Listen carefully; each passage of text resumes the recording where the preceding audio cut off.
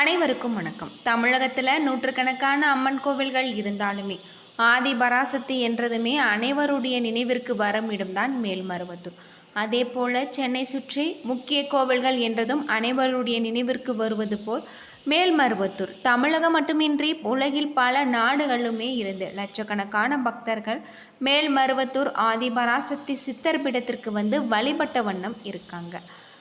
இங்கு தன்னை வணங்கும் பக்தர்களின் வாழ்க்கையில் ஆதிபராசக்தி பல அற்புதங்களை நிகழ்த்துவதாக சொல்லப்படுது.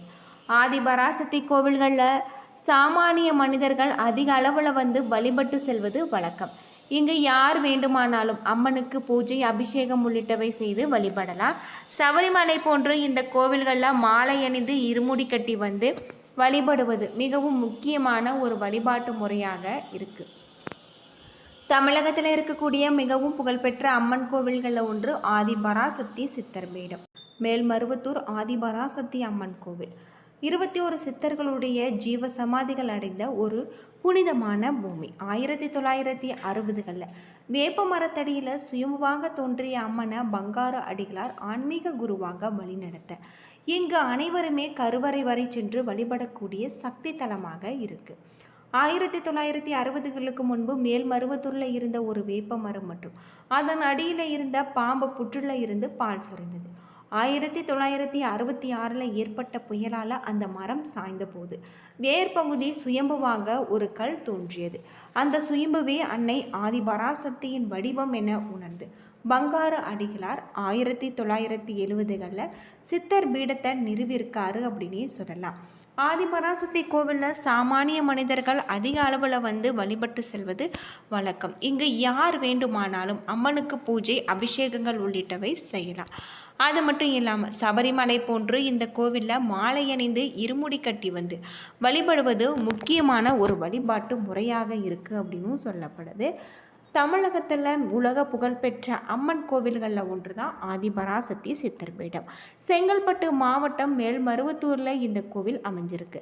தமிழகத்தில் இருக்கக்கூடிய அதிகமான பக்தர்கள் இங்கு தினமுமே வந்து செல்லக்கூடிய ஒரு கோவிலாக மேல்மருவத்தூர் ஆதிபராசக்தி கோவில் அமைஞ்சிருக்கு. இந்த கோவில் உருவான வரலாறு மிக அதிசயமான ஒரு நிகழ்வு. தற்போது ஆதிபராசக்தி அம்மன் கோவில் இடத்துல 1960களில் ஒரே ஒரு வேப்ப மரம் மட்டும் இருந்ததாகவும் இந்த மரம் மற்ற சாதாரண மரங்களை போல கசப்புத்தன்மை கொண்டதாக இல்லாமல் இதனுடைய காய்கள் இனிப்பு சுவையுடன் இருந்தது. இதிலிருந்து வடியக்கூடிய பால் போன்ற பொருட்களும் இனிப்பு சுவை உடையதாக கருதப்பட்டது. இதனால் இந்த பகுதி மக்களும் இதனை கடந்து செல்பவர்களும் ஆச்சரியத்துடன் இதனை சாப்பிட்டு வந்திருக்காங்க. ஆனால் அதைவிட ஆச்சரியமாக நடந்த விஷயம் என்னவென்றால் இந்த மரத்தின் பால் கனிகளை சாப்பிடுபவர்களுக்கு இந்த நோய் அனைத்துமே குணமாகும் அப்படின்னு சொல்லப்படுது. இதனால் இந்த அதிசய வேப்ப மரம் பற்றிய மற்ற இடங்களுமே பரவி இருக்கு அப்படின்னு சொல்லலாம். 1966 தமிழகத்தில் வீசிய புயலால் இந்த வேப்ப மரம் அடியோடு சாய்ந்தது.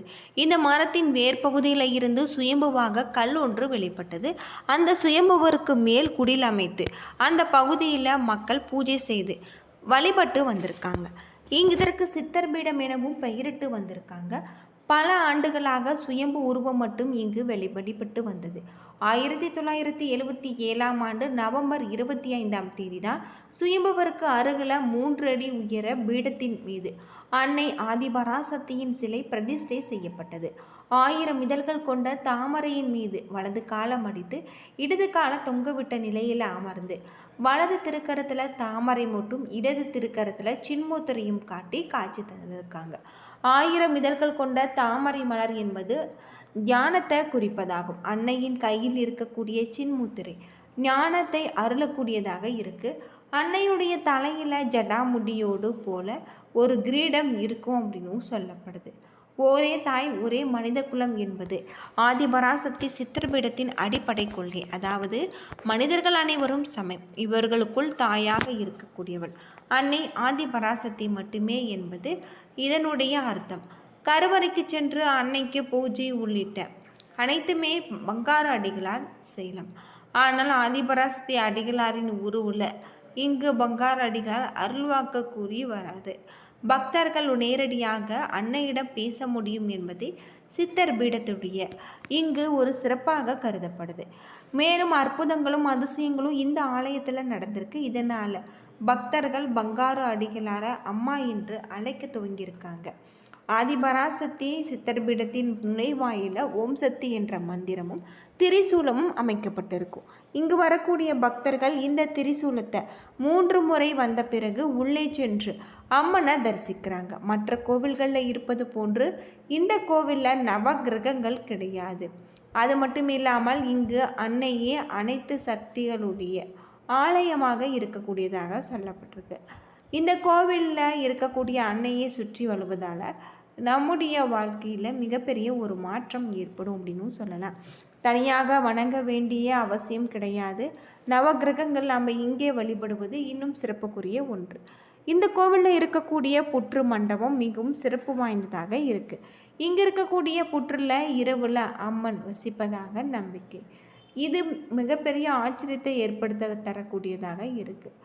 இங்கே இருக்கக்கூடிய மண்டபத்தில் இரவு நேரத்தில் தங்குபவர்களுக்கு பாம்பின் உருவில் பங்காரு அடிகளார் காட்சி தருவதாகவும் சொல்லப்படுது. புற்று மண்டபத்தின் வலது புறத்தில் சப்த கன்னியருடைய கோவில் அமைஞ்சிருக்கு. இதற்கு கூரை கிடையாது. 1974ஆம் ஆண்டு சப்த கன்னியர் அமைக்கப்பட்டதும் சப்த கன்னியர் ஆதிபராசக்தியின் பரிவார தேவதைகளாக கருதப்படுவதாக சொல்லப்படுது.